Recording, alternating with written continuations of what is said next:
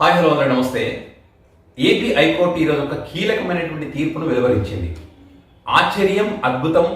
న్యాయ వ్యవస్థలో వైఎస్ఆర్ కాంగ్రెస్ పార్టీకి మరొక అద్భుత విజయం. అదేవిధంగా ఈ కూటమికి చంపపెట్టు లాంటి తీర్పు అని చెప్పవచ్చు. కూటమి అధికారంలోకి వచ్చిన తర్వాత న్యాయ వ్యవస్థను, పోలీస్ వ్యవస్థను ఏ రకంగా భ్రష్టు పట్టిస్తున్నాయి అని చెప్పడానికి అనేక ఎగ్జాంపుల్స్ మనం చూసాం. ఈ ఎగ్జాంపుల్స్కి సంబంధించి హైకోర్టు ఆశ్చర్యపోయినటువంటి అనేక సంఘటనలు కూడా మనం చూసాం. మన ఈ మధ్య కాలంలోనే తురకా కిషోర్ ఈ కేసుకు సంబంధించి హైకోర్టు ఆశ్చర్యపోయి పోలీస్ వ్యవస్థ తీరు కానీ, మెజిస్ట్రేట్లు ఏ రకంగా ఈ రిమాండ్ ప్రక్రియలో అవలంబిస్తున్నటువంటి విధానాలకు సంబంధించి కానీ ఆశ్చర్యపోయింది. ఒక పోలీస్ వ్యవస్థ ప్రభుత్వ పెద్దలు చెప్పినట్టు తమకు ఇష్టం లేని అవతల అపోజిషన్ పార్టీకి సంబంధించినటువంటి రాజకీయ నాయకులను అక్రమ కేసులు పెట్టి వేధించేటువంటి క్రమంలో ఒక కేసు నమోదైనటువంటి గంటలోనే ఆ వ్యక్తిని అరెస్ట్ చేసేసి నెక్స్ట్ డే రిమాండ్కి పంపేటువంటి పరిస్థితి ఉంది. దీనికి సంబంధించిన ఏపీ హైకోర్టు ఏ రకంగా భావిస్తూ ఉందంటే, పోలీసు వ్యవస్థ ఇంత అద్భుతంగా పనిచేస్తూ ఉందా, ఇంత ఫాస్ట్గా స్పందిస్తూ ఉందా అని ఆశ్చర్యపోయింది. మరి అన్ని కేసులు ఇదే రకంగా ఉందా అంటే లేదు. ఏ కేసులో ఉంది? వీళ్ళు అపోజిషన్ ఉన్న పార్టీ వీళ్ళని ప్రశ్నించేటువంటి వాళ్ళకి సంబంధించి మాత్రమే గంటల్లోనే కేసు పెట్టి అరెస్ట్ చేసేటువంటి పరిస్థితిలో ఉంది. మరి పోలీసులు ఏదైతే మెజిస్ట్రేట్లకు ముందు తీసుకెళ్లారో ఆ మెజిస్ట్రేట్లు ఏం చేస్తా ఉన్నారు?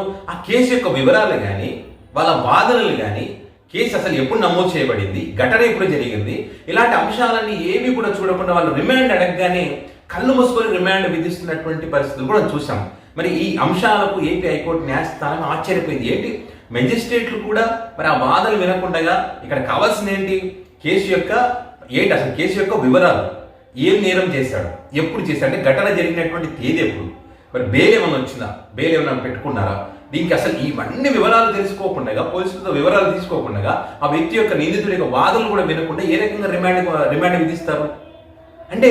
హైకోర్టు ఏ రకంగా భావించిందంటే, ఈ రకంగా వీళ్ళు మెజిస్ట్రేట్ ఈ రకంగా నిబంధనలను ఉల్లంఘించి రిమాండ్ విధిస్తూ ఉంటే మేము ఏమైనా శిక్షణ కరెక్ట్ ఇవ్వలేదా, మా తప్పిదాలు ఏమైనా ఉన్నాయా, సుప్రీంకోర్టు విధానాలను మరి వాటిని ఎందుకు వీళ్ళు ఉల్లంఘిస్తున్నారని చెప్పి ఆశ్చర్యపోయింది.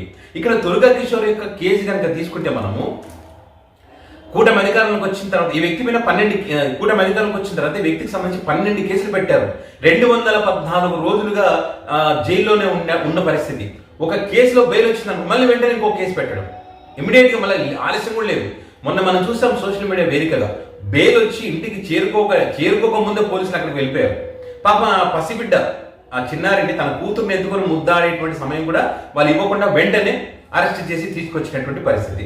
ఈ రకంగా జరుగుతున్నటువంటి క్రమంలో వీళ్ళు మరి హైకోర్టు న్యాయస్థానాన్ని ఆశ్రయించారు. వీళ్ళకి జరుగుతున్నటువంటి అన్యాయానికి సంబంధించి పోలీసు వ్యవస్థ ఏ రకంగా పనిచేస్తుంది, కింద మెజిస్ట్రేట్ ఏ రకంగా వివరిస్తున్నారనే అంశాలకు సంబంధించి మరి తురకా కిషోర్ ఏం చేశారంటే ఏబిఎస్ కార్పస్ పిటిషన్ హైకోర్టులో వేయడం జరిగింది. దీనికి సంబంధించి విచారణ చేపట్టినటువంటి క్రమంలో మరి ఇవన్నీ పరిణామాలన్నీ గమనించినటువంటి న్యాయస్థానం ఆశ్చర్యపోతా ఉంది. వీళ్ళ యొక్క ప్రవర్తనకు సంబంధించి ఆశ్చర్యపోయి ఒక అద్భుతమైనటువంటి తీర్పిస్తే తప్ప వీళ్ళలో మార్పు రాదని గ్రహించి మరి ఈరోజు ఏదైతే జస్టిస్ ఆర్ రఘునందన్ రావు అదేవిధంగా జస్టిస్ శేఖర్ బెంచ్ ఒక తీర్పును అయితే వెలువరించింది. వీళ్ళు ఏదైతే తురకా కిషోర్కి సంబంధించి రిమాండ్ కావాలని అడిగారో రిమాండ్ని కొట్టేస్తూ తక్షణమే తురకా కిషోర్ని విడుదల చేయాలి, ఇది వెంటనే అమల్లోకి వస్తుందని చెప్పి ఒక తీర్పు ఇచ్చింది. ఇది కూటమికి చంపబెట్టు లాంటిది. ఎందుకంటే ఇక్కడ ఏమని వ్యాఖ్య చేసింది, ఇక్కడ 2024లో ఎప్పుడో ఒక సంఘటన జరిగితే 2025లో కేసు కట్టారు.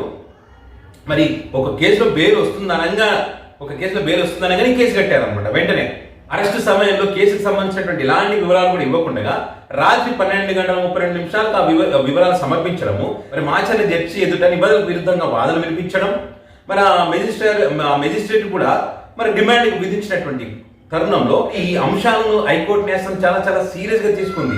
ఏపీ హైకోర్టుకి చాలా క్లియర్ గా అర్థమైనటువంటి విషయం ఏంటంటే, ఇక్కడ ఈ కూటమి అధికారంలోకి వచ్చిన తర్వాత కక్ష సాధింపులో భాగంగా మాత్రం అరెస్ట్ చేస్తా ఉన్నారు తప్పితే ఇక్కడ చట్టాన్ని ఉల్లంఘిస్తున్నారు, పోలీసు వ్యవస్థ నిబంధనలకు అనుగుణంగా పనిచేయడం లేదు, ఇష్టానుసారంగా వివరిస్తున్నటువంటి పరిస్థితి. ఈ రకంగా వివరిస్తున్నటువంటి వీళ్ళు కళ్ళు తెరిపించాలి, ఇంకోసారి ఇలాంటి తప్పులు చేయకుండా ఉండాలంటే ఇలాంటి తీర్పులు రావాలనే ఉద్దేశంతో మరి వాళ్ళు రిమాండ్ అడిగితే రిమాండ్ కూడా కొట్టేస్తూ తక్షణమే విడుదల చేయాలని చెప్పి తక్షణం అమలుకి వస్తుందని చెప్పి ఒక కీలకమైనటువంటి తీర్పును హైకోర్టు న్యాయస్థానం ఇచ్చింది.